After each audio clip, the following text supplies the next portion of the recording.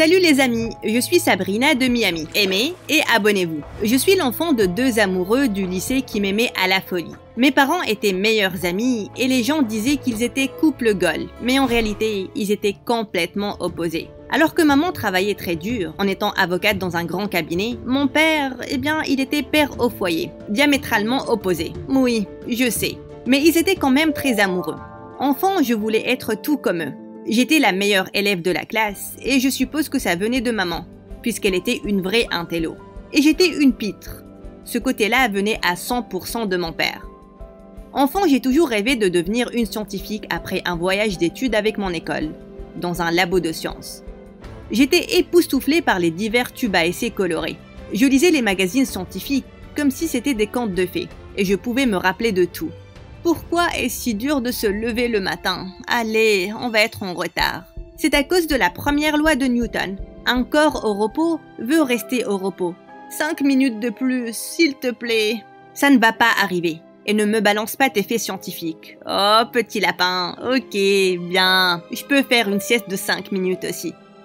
En grandissant, j'étais toujours proche de papa, parce qu'il était le parent le plus présent. Une fois, papa m'a emmenée au parc aquatique et je m'amusais beaucoup. Quand je suis allée faire du toboggan, j'ai vu une fille pleurer et je l'ai instantanément reconnue. C'était Gemma de mon école. Même si on était dans différentes sections, je la voyais souvent. « Hé, qu'est-ce qui s'est passé? Tu es blessée ?»« Non, ma mère, elle veut que je monte ici. Mais regarde-le, ça fait trop peur, tellement sombre. J'ai peur. » Celui-ci, c'est pour les bébés. Allez, je serai juste derrière toi. Le truc, c'est de fermer les yeux et d'en profiter. Tu es prête? Ah, ok. Prête. Après avoir dit ça, je l'ai poussé, et puis je l'ai suivi.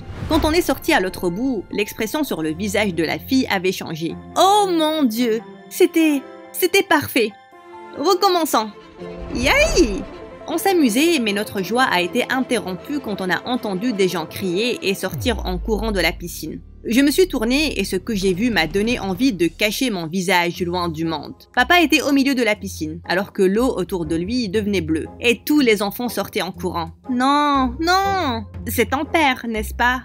Je ne suis pas avec lui. Oui, je dirais la même chose si mon père faisait un truc pareil. Vous voyez, mon père était adorable, mais il était assez agaçant des fois. Je suppose que c'était pour ça que maman disait qu'elle élevait 2 enfants au lieu d'un. Eh bien, Gemma et moi sommes devenues de très bonnes amies. Et le fait qu'elle garde le secret de la piscine m'a poussée à l'aimer davantage. Alors que j'étais heureuse d'avoir enfin une superbe amie, les choses à la maison étaient chamboulées. J'ai commencé à remarquer que maman et papa étaient en conflit. Un moment, ils se souriaient. Et celui d'après, ils se chamaillaient comme des enfants. Ils se disputaient pour les plus petites choses, comme qui doit sortir la poubelle, qui a pressé le dentifrice au milieu, qui a laissé la vaisselle sale et tout ça. Une fois, une dispute a éclaté pour la climatisation. Oui. Il gèle. Où est la télécommande? Tu sais quel était le montant de la facture du mois dernier? Donc là, tu vas me balancer le fameux « je suis celle qui gagne l'argent ». Maman, papa, j'ai des devoirs. Vous pouvez m'aider? Pourquoi pas plus tard, ma chérie? Papa doit sortir avec ses amis. Amis? Oui. Enfie-toi comme un petit garçon. Hein? Tu te comportes toujours comme un gamin. J'ai toujours détesté leurs bagarres, mais lors de mon 10e anniversaire, ils ont dépassé les limites et ils ont commencé à se disputer au cours de mon anniversaire, devant tellement d'invités. J'en avais assez. Oh, s'il vous plaît, pour une fois, j'espère vraiment que soit vous arrêtez de vous disputer, soit vous vous quittez. À cause de maman et papa, j'ai officiellement détesté l'amour. Le lendemain, maman est partie à New York et quand papa l'a découvert, il avait le cœur brisé. Je n'arrive pas à le croire. Comment a-t-elle pu faire ça? Je sais qu'on avait nos différences et comment elle n'a même pas pensé à toi? La réalité était dure. Maman n'avait pas seulement quitté papa, elle m'a quitté moi aussi. Durant plusieurs jours, mon cerveau était un chaos. En me voyant silencieuse à l'école, Gemma m'a demandé ce qui se passait et je lui ai tout raconté. Je ne tomberai jamais amoureuse, c'est stupide. Certainement, l'amitié, c'est la meilleure relation. Avec Gemma à mes côtés, je sentais que les choses pouvaient s'arranger. Mais j'avais vraiment tort. Avec maman qui était partie, papa était incontrôlable. C'était comme si sa mission dans la vie était de m'embarrasser. Une fois, j'ai participé à un concours de débat. Maman n'était pas là et je connaissais la raison. Quant à mon père, il était dans le public, tout excité pour moi, déguisé en pom-pom girl, portant une grande pancarte. Oh mon Dieu, je pourrais mourir de honte. Ton père t'encourage tellement, et il est tellement mignon.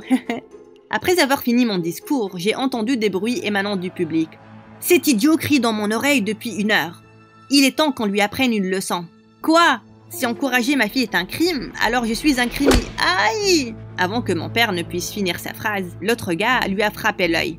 Je détestais tellement le fait que mon père se fasse frapper, le même jour où je reçois un prix pour le meilleur débat. Mais il se comportait toujours comme un gamin ayant abusé du sucre. Une fois rentrée, j'étais tellement énervée contre papa que je me suis enfermée dans ma chambre, même si papa s'était excusé plusieurs fois. Quand je suis finalement sortie, papa était soulagé. Ma chérie, je suis tellement désolée. Je voulais juste te faire rire et te rendre heureuse. Je pensais que si je me comportais comme un ami, on serait... Attends, mais pourquoi un ami?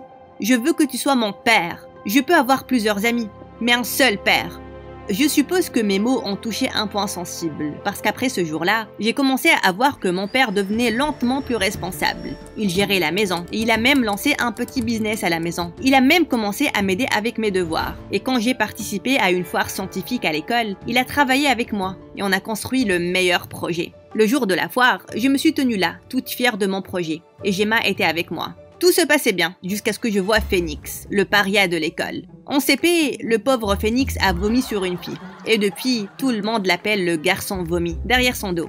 Pour une certaine raison, Phoenix me souriait toujours. Et Gemma me charriait souvent, en me disant qu'il craquait pour moi. Il est parfait, tout comme toi. Ah, tu es sur le chemin. Phoenix, peut-être que tu devrais bouger tes trucs. Au moment où Phoenix s'est tourné, quelqu'un lui est rentré dedans. Les idiots de l'équipe de basket étaient là, et Phoenix était leur cible préférée. Le garçon vomi est tombé sur sa nourriture, encore. Oh, ce sont des larmes dans tes yeux. Il veut un coup de main? Non.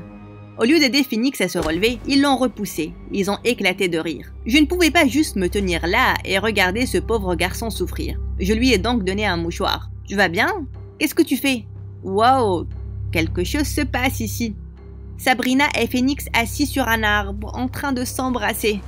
Avant qu'il ne puisse finir, j'ai donné à cet idiot une gifle bien méritée, et ça l'a vraiment énervé. Mais avant qu'il ne puisse se venger, le principal s'est pointé, et il a emmené tout le groupe. Bon débarras. Oh mon Dieu, je veux être toi en grandissant. Merci beaucoup, Sabrina. De rien. C'était quelque chose, Sabrina. Gemma et moi avons passé la journée avec Phoenix. Il s'est avéré qu'il était une pépite. Il n'était pas seulement bon en études, mais il avait aussi un cœur en or. Depuis ce jour-là, on a commencé à beaucoup traîner avec Phoenix. Le temps s'est écoulé et notre amitié est devenue plus forte. En terminale, on a décidé tous les trois d'aller à la même fac. Je me débrouillais bien, mais puis j'ai eu des vacances de 2 semaines avant mes examens finaux, et je devais aller rendre visite à maman. Je redoutais ça, parce que je savais qu'elle allait être énervée, parce que je n'avais pas assisté à son mariage quelques années auparavant. Mais quand je suis arrivée, j'étais assez choquée. Waouh, maman a certainement épousé un homme riche. Et maintenant, elle avait même 2 enfants. Je te présente tes frères, ne sont-ils pas adorables? Oui, donc on va sortir. Et si tu t'occupais des garçons? Avant que je ne puisse dire quelque chose, maman et son mari sont sortis, et je me suis retrouvée à faire du babysitting. La semaine s'est rapidement écoulée et j'ai réalisé une chose, maman avait tourné la page. Je savais que je devais être heureuse pour elle, mais je me sentais trahie. Au moins, j'avais papa. Mais une fois rentrée, j'ai eu une surprise à la maison.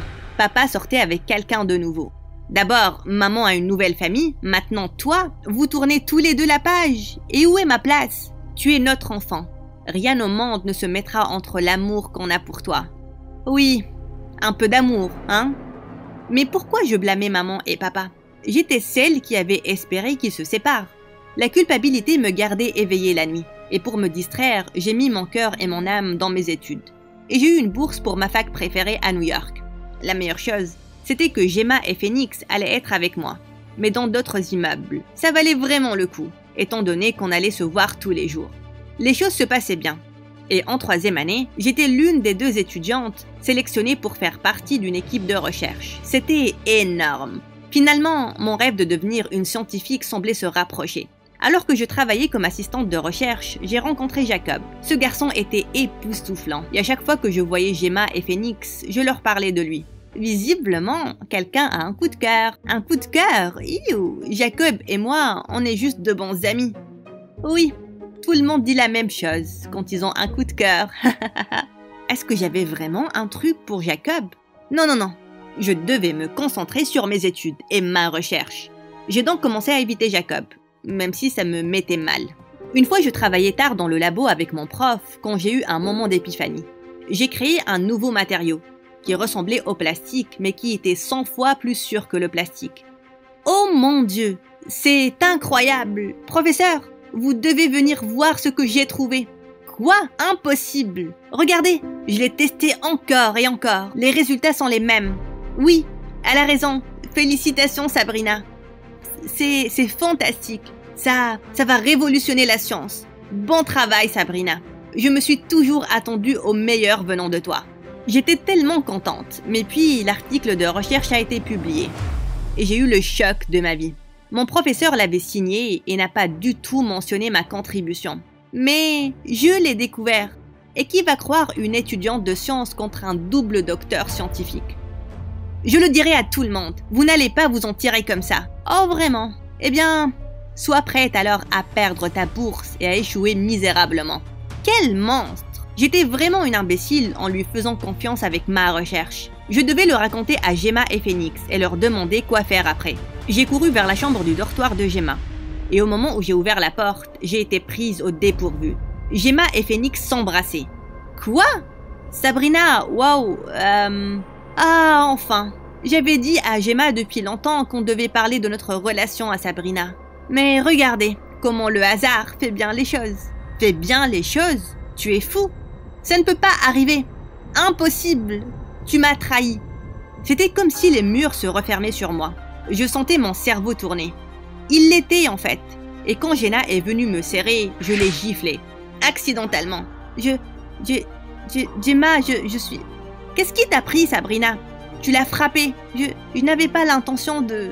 Après avoir dit ça, je suis partie en courant. Je marchais sous la pluie durant ce qui semblait être une éternité. Tous mes rêves étaient anéantis. Ma famille, mes amis et ma carrière. Tout. Je ne sais pas pourquoi, mais ce soir-là, j'avais besoin de toquer à la porte de ma mère. Oh mon Dieu, qu'est-ce qui est arrivé, ma chérie? Maman. C'était la première fois que j'ouvre mon cœur à maman. Et à la fin, je lui ai tout dit. Je lui ai dit comment mon souhait avait poussé papa et elle à se séparer, et comment la culpabilité me rongeait. Et à cause d'eux, je détestais l'amour. Ça n'a jamais été ta faute. Tu es une adulte maintenant. Écoute, tout se casse si on n'en prend pas soin. Ton père et moi, on n'a pas pris soin de l'amour qu'on avait. Les choses se sont évanouies. N'aie pas peur de l'amour. Ne t'en fie pas. Sinon tu ne goûteras jamais à la joie de la vie. Souviens-toi, peu importe ce que la vie te réserve, tu dois tenir bon. Sois forte et tout se remettra en ordre. Même si on n'est plus ensemble. Mais regarde ce qu'on a. Une fille intelligente et forte. Toi, ma chérie. Forte? Intelligente? Moi? Hein? Et puis j'ai raconté à maman ce que mon prof a fait et comment j'étais stupide de le croire. Eh bien, maman, waouh, elle était énervée. Puis elle a sorti la grosse artillerie et elle a porté plainte contre mon prof.